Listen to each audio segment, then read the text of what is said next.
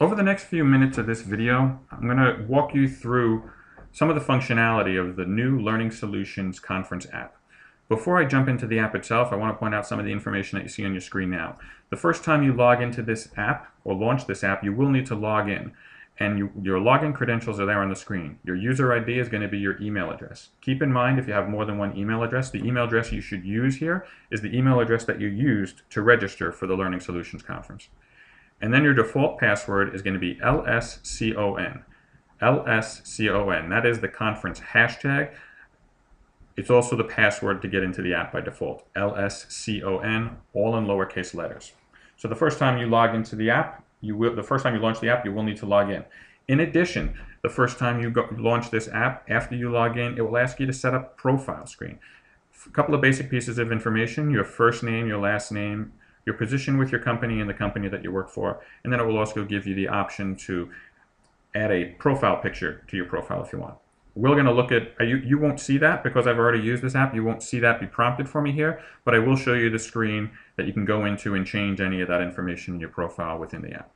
So let's jump into the app. Now the first thing you notice when I launch this app is that it doesn't come up with the typical things that you're used to seeing in a conference app. Typically when you go into a conference app, the main driver and the main functionality is the agenda and the information about the program. And that information is in here. But historically, the conference apps, what they've done is they've replaced the paper guide with something that is much more interactive and intuitive on your smartphone or your tablet, which is a great piece of functionality. And over the years, as they've enhanced those apps, they've added different pieces of functionality. And one of the things that they've tried to do is introduce a social component.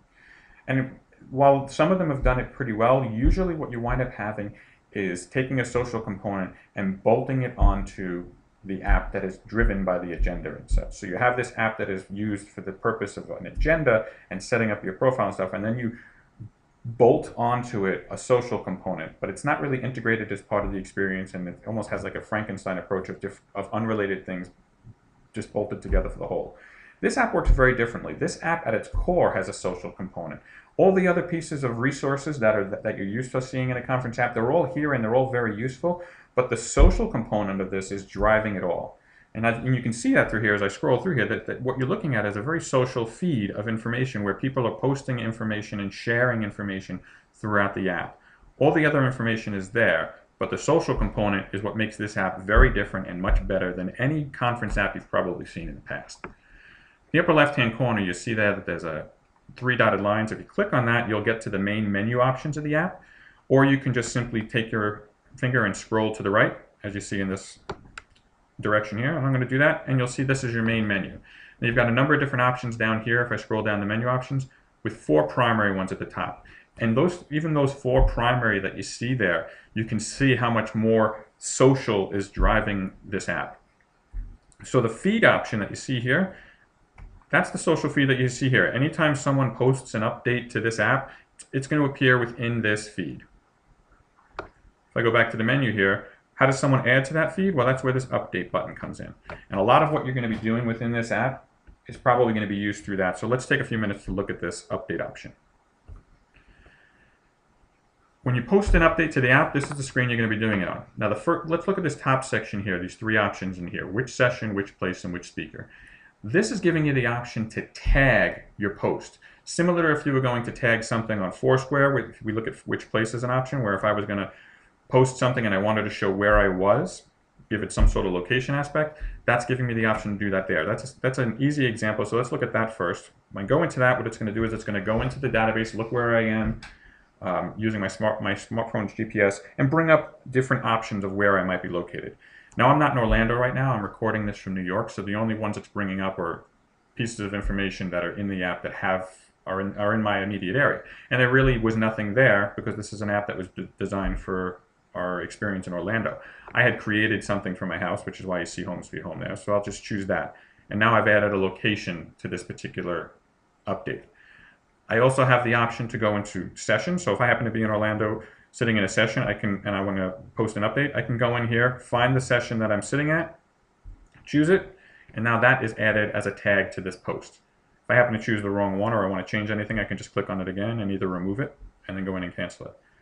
You also have the option, if I'm sitting in a session or I'm speaking to someone, I can go into the speaker section, choose who the speaker is. I had asked Jane Bozarth if she would mind me using her profile, so I'll choose her.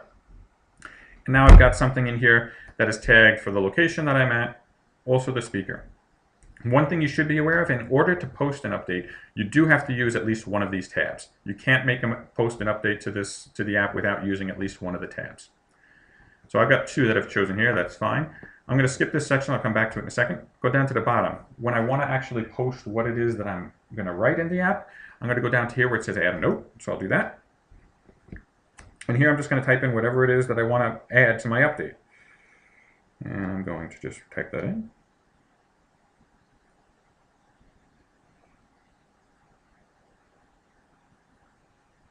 And obviously I can't type and talk at the same time.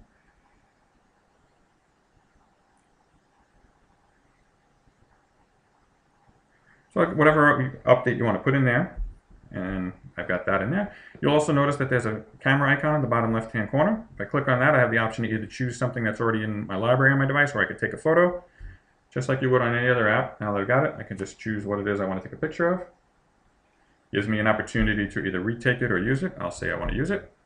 And now that picture has been added to my posting as well.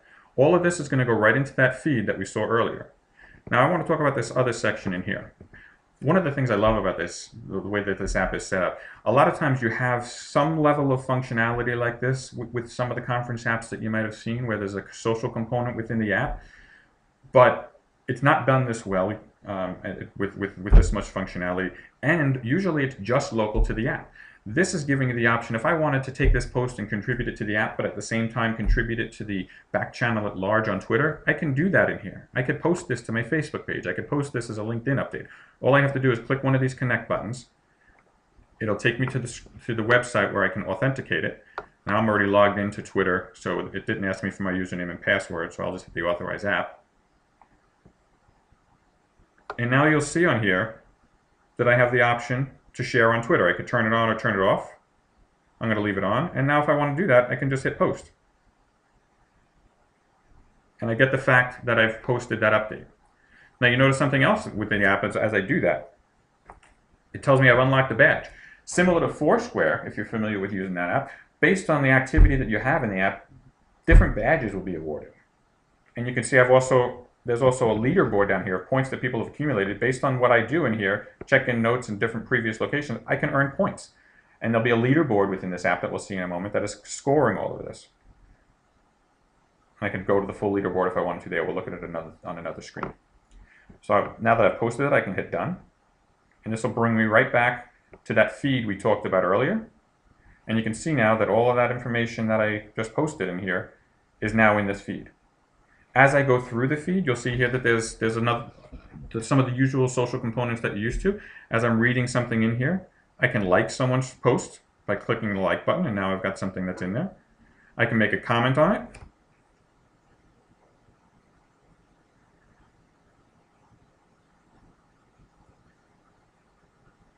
And then post that comment. All of these things are now being integrated into it.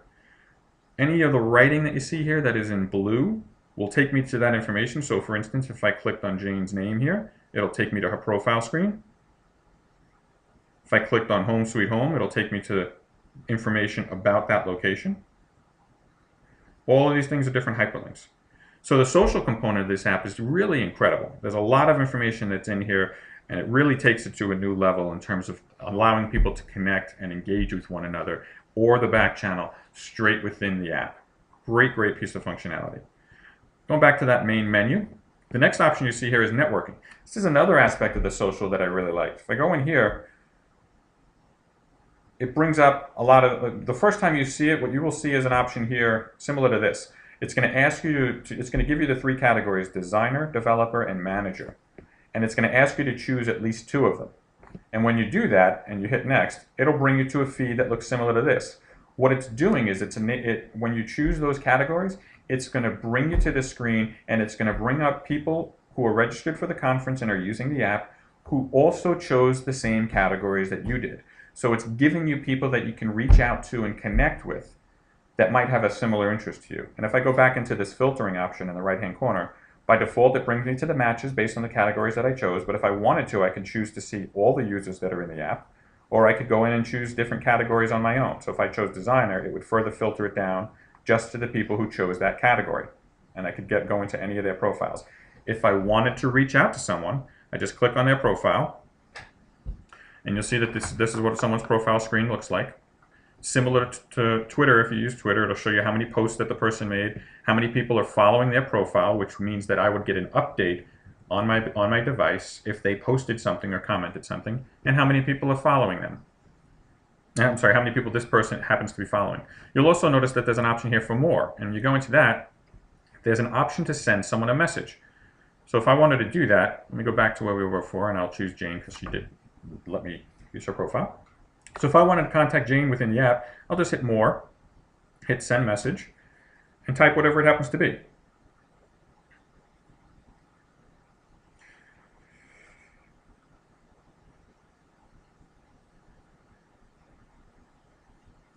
When I send that, that's not something that's going to appear in the feed publicly. That's just a private message that I have sent to Jane. You'll also notice in the upper right-hand corner there's a silhouette of an individual. For Jane, it's got a minus sign on it. This is going to allow you to either choose to follow someone's posts or unfollow someone's posts. So if I went back in here and I saw someone else's profile and I wanted to follow what this person is doing, I just click on that button, and now I will see that person's posts, as I will get notified of that person's post anytime they make one, if I chose I wanted to do that. So again, this networking option is another great way to connect with different people and see their posts. Underneath that, you'll see notifications. Notifications is another great piece of the social component. It's enabling me to see different interactions. If somebody had interactivity on one of the posts that I've made, whether they liked it, whether they commented on it, whether they happen to make additional content on it, all of those notifications would appear here, so I can get updates on any activity that has gone on my post in the app. I could always clear it out once I'm done looking at those, but I'll get notifications as they happen. So that's the primary purpose of the app here. You see how much more of a social component this app has than any other app that I've ever seen for a conference. Really takes it to a new level and is going to really make the app enhance your overall conference experience in ways that I haven't seen an app do before. Really, really well done. Now let's look at some of the other categories that are in here. If I wanted to get information about the speakers that are participating in the event, I just click on that, and it's going to give me a list of all the different speakers that are presenting at the conference. And if I looked at any of their speaker profiles, you'll notice here there's a social component of it as well. If I happen to be in Jane's session, I could click the check in, and it brings me to a status update where I can check directly into her session. I can also choose, if I wanted to add or remove someone from the speaker from my favorites. So if I go in here, it'll say I removed her. If I go back in and add it, we'll see when we go into favorites what that does. Also in here, it gives me the option to make a review of Jane as a speaker. So I can go in here and add one if I wanted to. Put a number of stars, put some feedback in here, almost like an Amazon review. Again, another great feature of this app. It'll give me a bio of the person, and also hyperlinks to all of the different sessions that the speaker is doing. So if I click on any of these, it'll bring me to the description of that particular session. A lot of information, a lot of great functionality within the app related to speakers. Next one on here is sponsors. If I wanted to see the sponsors or get any information about how to contact one of the sponsors of the event, I can scroll through here and get information from them.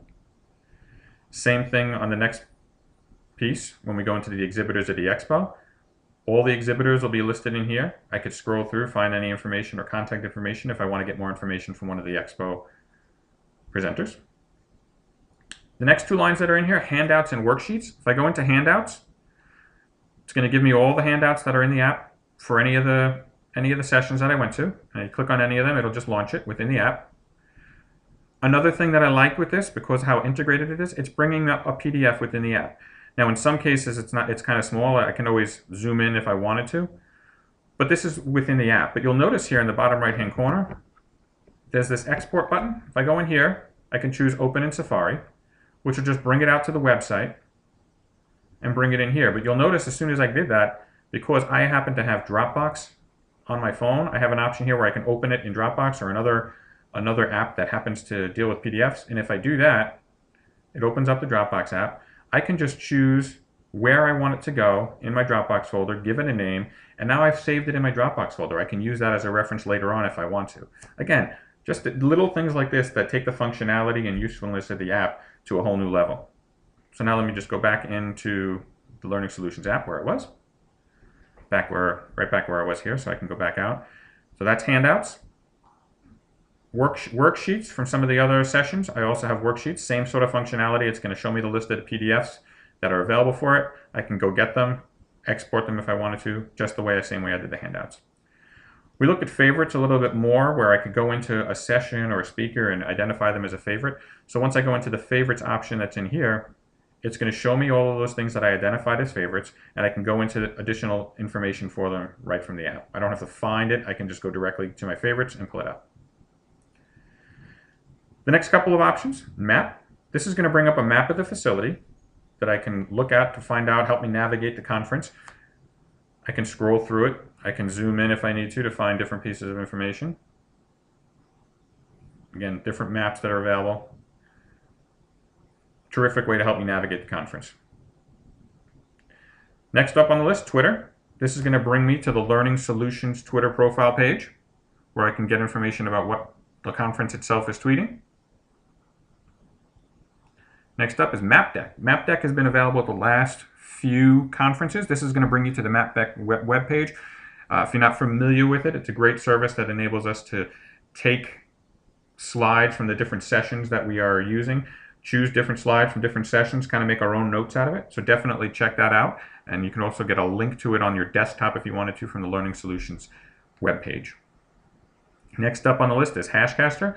Hashcaster is another thing that's been available at the last couple of eLearning Guild conferences. It's going to bring you to the Hashcaster webpage and give you all sorts of information from Hashcaster there. Another way to look at the Hashcaster, another way to look at the Learning Solutions back channel. Hashcaster is another great option. Photo feed. It's going to go through all of the different posts that are on here and just show you the photos that have been shared.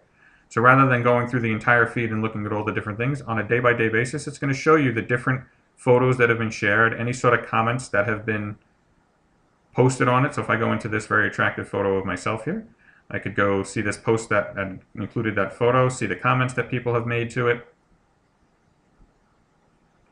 Just looking at the photos. Again, another way to look at it. And if I wanted to, in the upper right-hand corner, you see I have a camera icon here. I could post the photo at this point if I wanted to as well. Next one is the profile. Let's take a few minutes to look at this because this has got some information that's important here. This is showing me my profile. It shows me the picture that I have here, how many posts I've made, how many followers. I could look at my Twitter profile from in here, and it's giving me a list of the posts that I made to the app, which is nice, and it gives me a snapshot of my activity. But what I want to talk about here is this icon in the upper right-hand corner. If I click on that, it's going to bring me to give me some options. I could log out of the app if I wanted to. I could edit my profile. So if I wanted it, this is that screen that came up the first time you logged in. If I wanted to change some of the information that's in here, my first name, last name, my title, the company, or change a new profile picture, I could do that here. The other option I want you to be aware of is the settings. So I go back into this button, you'll see settings. There are some important settings you should be aware of in here.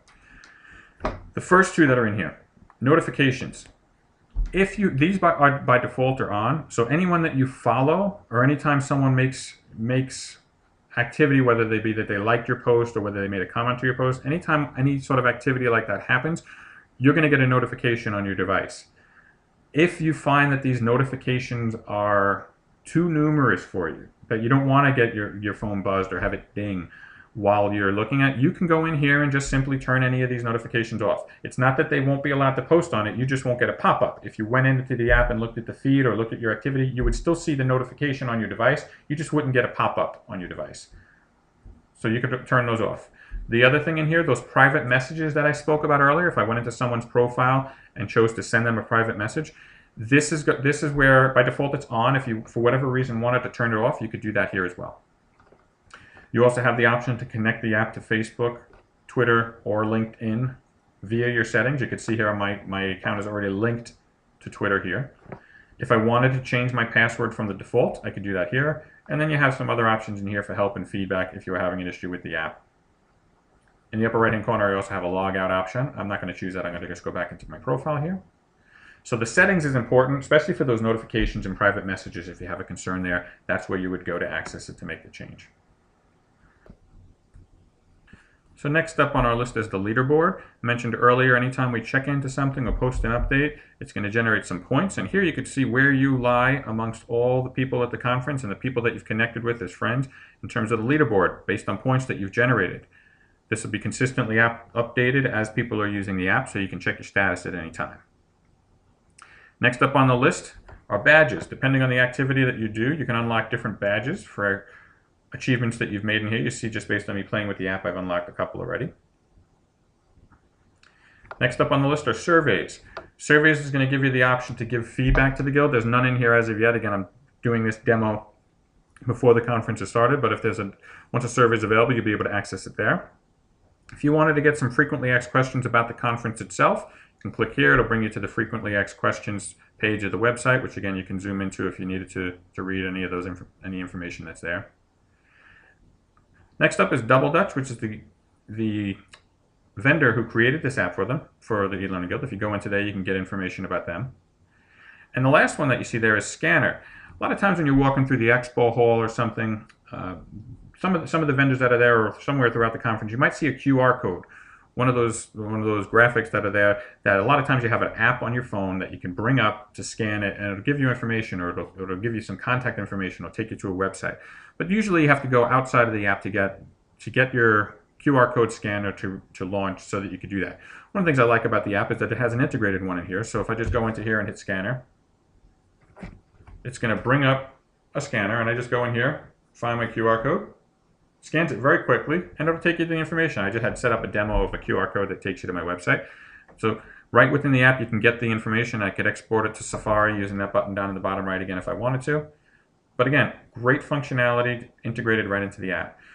So a lot of functionality in here. It took a little bit of time for me to go through it, but really this app takes the experience of using the app at a conference to a whole new level. The social component of it is very, very well done, and it really enhances the overall experience that you can have at Learning Solutions if you leverage the functionality that's in here. Really, really great. If you have any questions, please post it in the comments, contact me on Twitter, or use the contact us option within my blog here. But I really hope this was helpful for you, and I look forward to seeing you at the conference in Orlando.